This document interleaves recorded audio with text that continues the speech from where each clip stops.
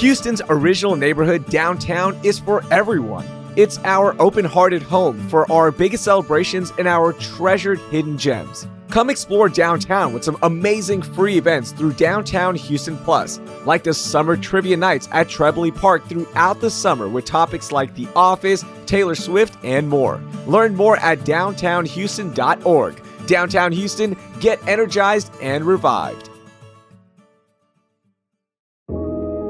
It's hot outside, and you can cool off from the heat with the summer exhibitions at the Contemporary Arts Museum, Houston. Explore the unseen dynamics of Houston's Freedmanstown with the Asher Gates' The Gift and the Reneg. Or visit otherworldly planets and ecosystems with Olivia Erlanger's If Today Were Tomorrow. Admission is always free at the Contemporary Arts Museum, Houston. For more information, visit camh.org. I'll see you at the Contemporary Arts Museum, Houston.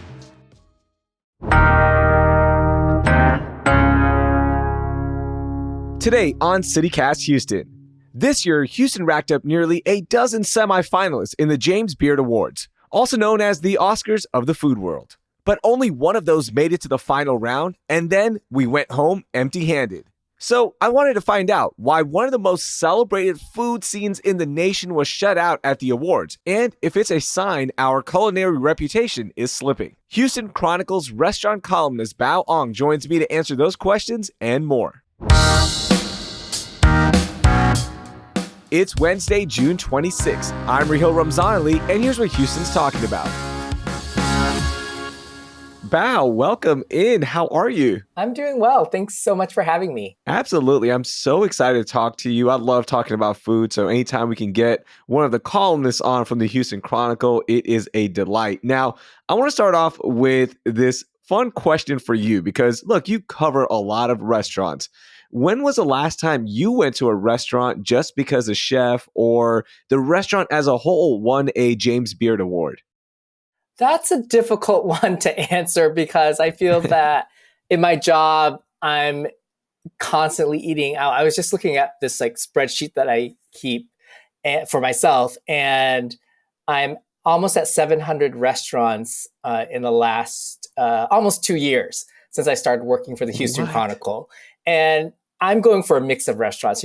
I go to restaurants because I know the chef, has been James Beard nominated or is a James Beard winner, but I also make it a point to go to restaurants that, don't have a big marketing budget or a PR team or even a social media presence.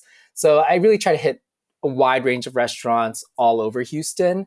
And there are times that I definitely want to check out a restaurant because I know a chef is James Beard nominated or has won one in the past. Almost 700 restaurants in the last 2 years. Now, since you brought this up, okay, I have to put you on the spot. What's your favorite restaurant in Houston? That's also really difficult to answer because it's like, what kind of food? What kind of day? What's the occasion? What mood am I in? How hot is it? Is it raining? Is there a hurricane coming? Do you want takeout? Am I on a date? But I feel the one restaurant that I go back to oftentimes when I try to answer this question is Squabble. It's just this great neighborhood restaurant. The bar is wonderful. The food never disappoints. And it's not too formal, but it's also not, like going to Whataburger. Let's get to the James Beard Awards, all right? For the last 2 years, a Houston restaurant or chef has won a James Beard Award. But this year, we were shut out even though Houston went into the competition with 11 semifinalists. What happened, Bao? Well, the James Beard Awards, which, a lot of people like to call them the Oscars of the food world, it's really competitive. And yes, Houston could have had 3 winners in a row, especially after a strong semifinalist showing. What I was surprised was that not more of our semifinalists advanced to the finalist round. But because we had won awards the past 2 years, that was probably a lower chances of us winning an award just because we had won the 2 previous years.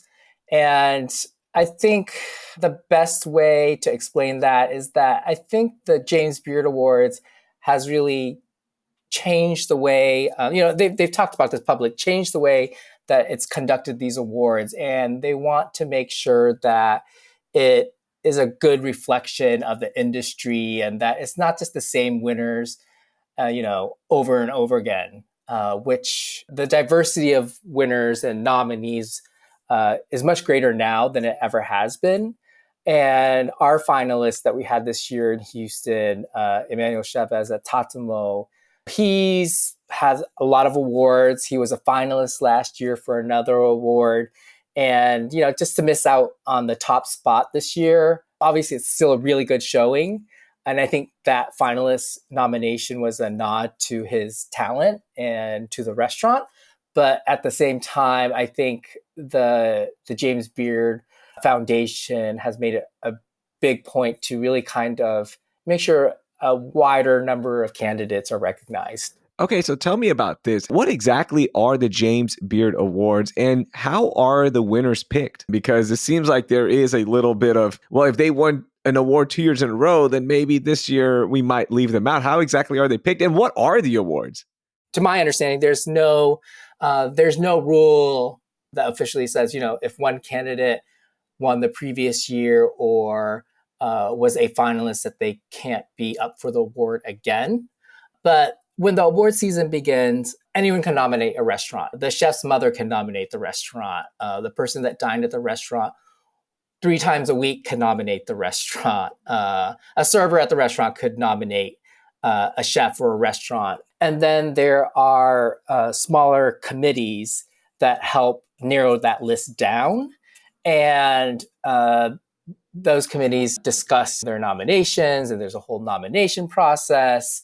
Then that list becomes gets whittled down to the semifinalists list, which gets announced earlier in the year. Okay. And then a ceremony takes place usually in June, and it's been in Chicago lately, where the finalists, all gather and the winners announced, and you receive this medal. Obviously, it's a prestigious award because of its recognition in the industry, but also it puts you in the spotlight for sure. Yeah, it definitely puts a restaurant or a chef in the spotlight. So Houston not winning one, is this a sign of our food scene maybe slowing down? Or what does this mean in our grand standing in the nation's food scene, right? Because we talk about Houston so much as one of the best places for food, for the restaurant scene, and we came out empty-handed. That's a very fair question. There seems to be a new restaurant opening almost every day here in Houston, and we do talk about how the food scene is booming and how exciting it is, and how we've had much more national recognition over the years. But the question of whether things have slowed down, I think, is fair because have we reached a point where there are just too many restaurants, or are we not standing apart from all these new restaurants that we have? And I think I wouldn't say that the food scene is slowing down or that there's necessarily any kind of big problem. I think the changes that we've seen and the growth that we've seen in the Houston restaurant scene is just a sign of how competitive food is in general. Everyone loves food and everyone loves to dine out. Everyone loves to, Mhm. Put on social media what they're eating, where they're dining out, just because I think culturally, food is has such a big spotlight in popular culture right now, and the standards keep rising in terms of what is an award-winning restaurant, whether it's James Beard Award or whether it's a restaurant that takes off on social media. It might also speak to the fact that that now that we have this constant influx of restaurants in Houston, that we're looking for restaurants that bring a different voice, that are chefs that are doing something in the kitchen that's a little bit different than the next restaurant that's opening. Gotcha. Yeah, that makes sense, right? Like what stands out. And with so many opening up, it is harder to break through sometimes. But some Houston chefs have broken through. Tell me about the history of the winners here in the city of Houston who have won a James Beard Award. Like, give me some big names or restaurants.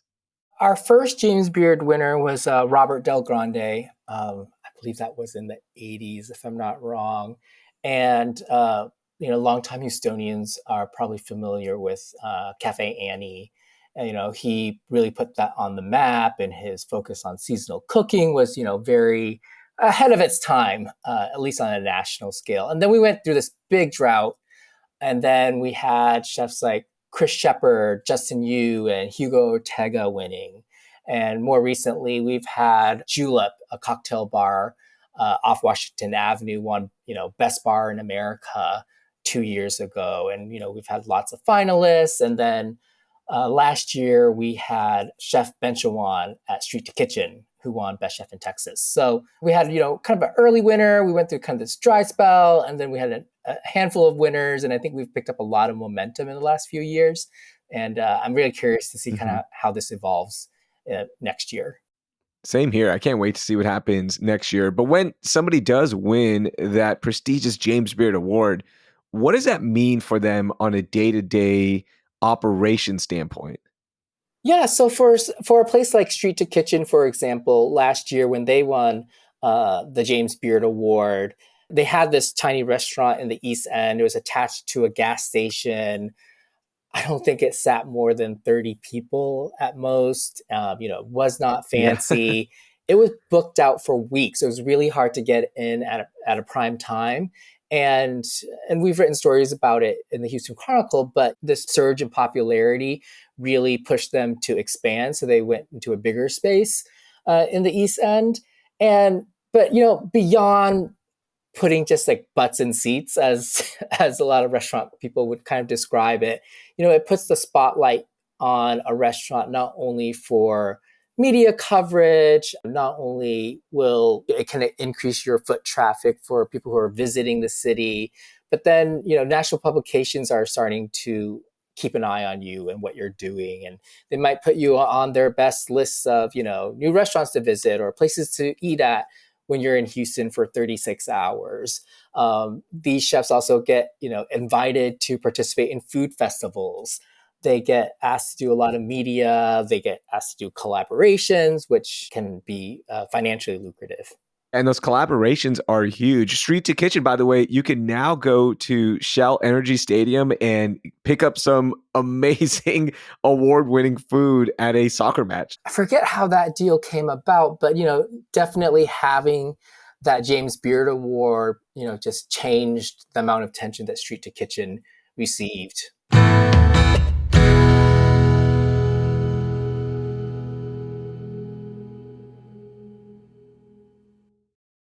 Hi, I'm David Plotz, CEO of CityCast. Or, as I can say now, thanks to a few weeks with Babbel, hola, soy David Plotz, el jefe de CityCast. What if in 2024 you got a little bit better every day? When you're learning a new language with Babbel, that's exactly what you're doing. And if Babbel can help me start speaking a new language in just 3 weeks, imagine what you could do in a full year. I got started with Babbel because I realized that my girlfriend, who's a native Spanish speaker, and my son, who's in AP Spanish, were conspiring against me, or thought they were conspiring against me in Spanish. I wanted to know what they were talking about. And now, thanks to literally just a few weeks of Babbel, I'm starting to be able to eavesdrop. It is rare that something so fun and simple, and Babbel is super fun and very simple, is also so useful. So here's a special limited time deal for CityCast listeners. Right now, get up to 60% off your Babbel subscription, but only for CityCast listeners at babbel.com/CityCast. Get up to 60% off at babbel.com/CityCast. Spelled BABBEL.com/CityCast. Rules and restrictions may apply. Ryan Reynolds here from Mint Mobile. With the price of just about everything going up during inflation, we thought we'd bring our prices down. So to help us, we brought in a reverse auctioneer, which is apparently a thing. Mint Mobile Unlimited Premium Wireless. How to get 30, 30, how to get 30, how to get 20, 20, 20, how to get 20, 20, how to get 15, 15, 15, 15, just $15 a month? Sold! Give it a try at mintmobile.com/switch. $45 up front for 3 months plus taxes and fees. Promo rate for new customers for limited time. Unlimited more than 40 gigabytes per month. Slows full terms at mintmobile.com. Well, let's talk about this year. Even though, again, we didn't win any awards in the city of Houston, let's give some love to our finalists for the Best Chef Texas category. Tell me more about Chef Emmanuel Chavez. Yeah, so Chef Emmanuel Chavez of Tatemó has a really great story. He grew up in Mexico, but then came to Houston in his youth, and then cooked, but then went off to Seattle, worked at a hotel restaurant where he met his life partner as well. They decided to move back to Houston, and during the pandemic, they started kind of doing these kind of informal pop-ups, and they were at the Urban Harvest Farmers Market and selling tortillas, using heirloom corn, which wasn't terribly common even just 5 years ago. And, the type of food he was cooking was just really kind of, like, as cliche as it may sound, kind of groundbreaking Mexican cooking that was modern, but it wasn't afraid to be kind of leaning toward the fine dining end. And so now they have this, tiny restaurant in Spring Branch that's a tasting menu, and it's all about heirloom corn. All right, could you explain why heirloom corn is so important and what exactly is it? Of course.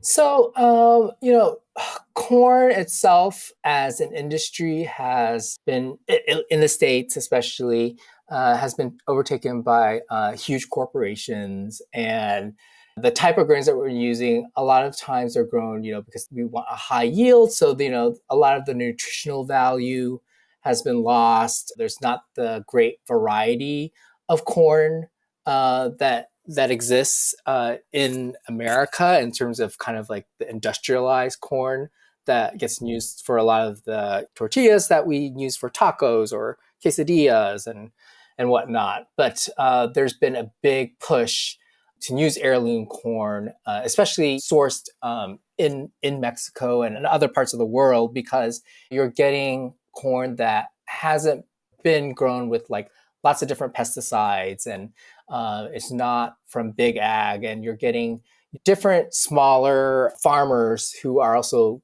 selling this corn that has different flavors, different colors, different textures. Gotcha. So the tortilla that you end up with at the end of the day is, so different from what you pick up from your everyday grocery store. I know everything you described, that is amazing, but there's something else there, right? That has become one of the places to be in the city of Houston. I think what Chef Emmanuel's doing that's different than a lot of restaurants in Houston is that there's definitely a strong vision.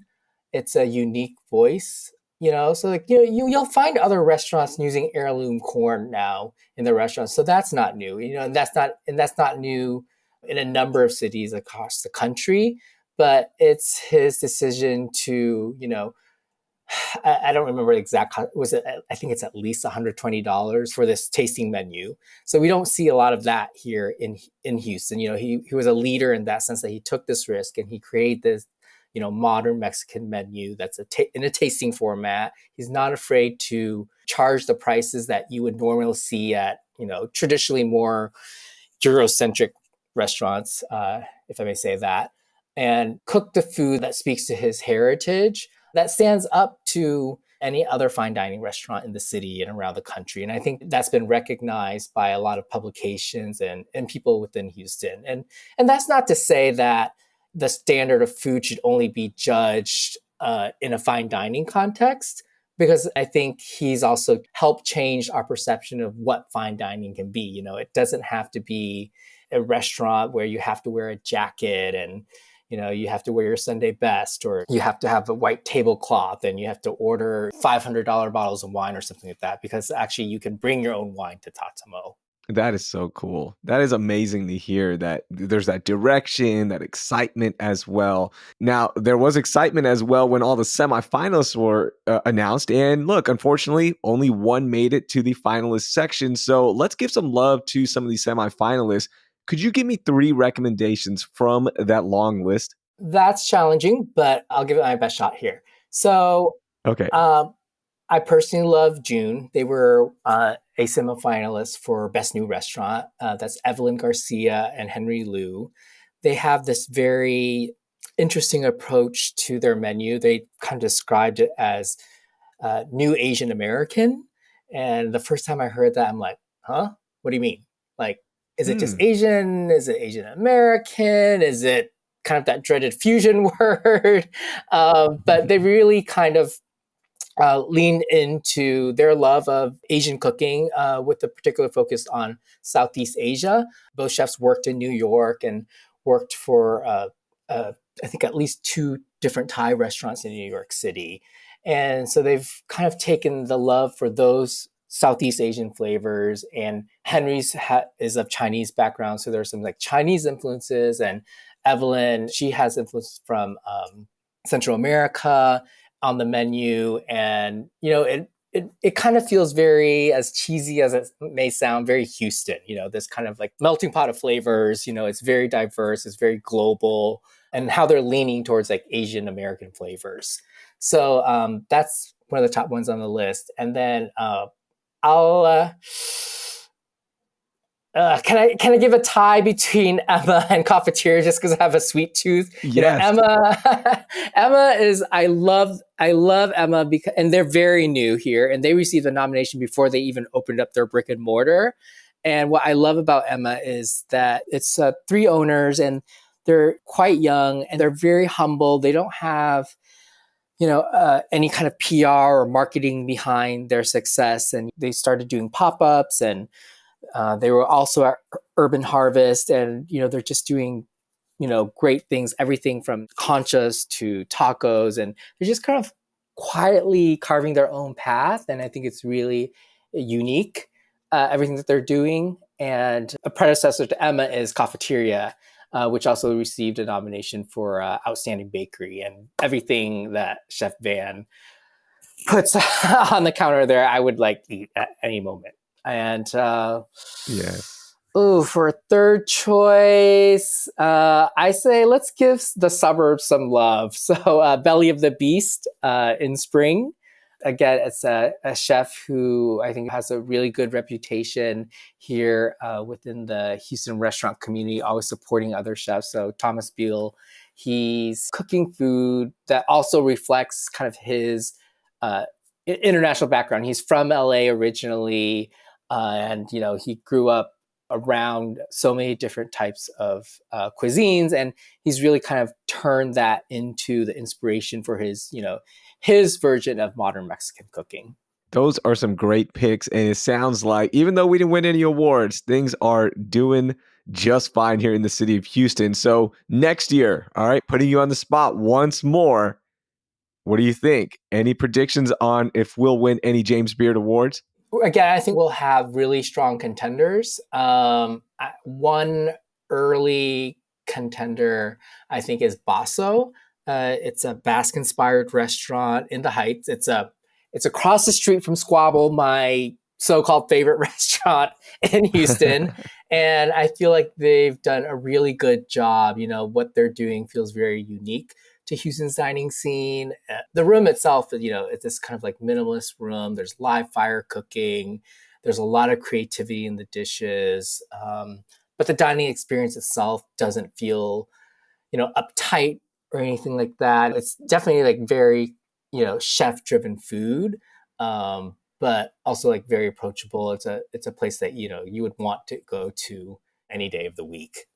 Bao, I'm going to be keeping my eyes out for Basso. Maybe next year they win that award. Can't wait to see the list coming up next year for the James Beard semifinalists. Thank you so much for joining us on CityCast Houston and breaking this all down for us. Thank you. That was Bao Ong. You can check out all his restaurant reviews at the Houston Chronicle, and we have the restaurants from the episode linked in our show notes. If you like this episode, please share it with 3 friends, and don't forget to hit the subscribe button for more news and culture from CityCast Houston. That will do it for today. Thank you for listening, and I hope you learned something new.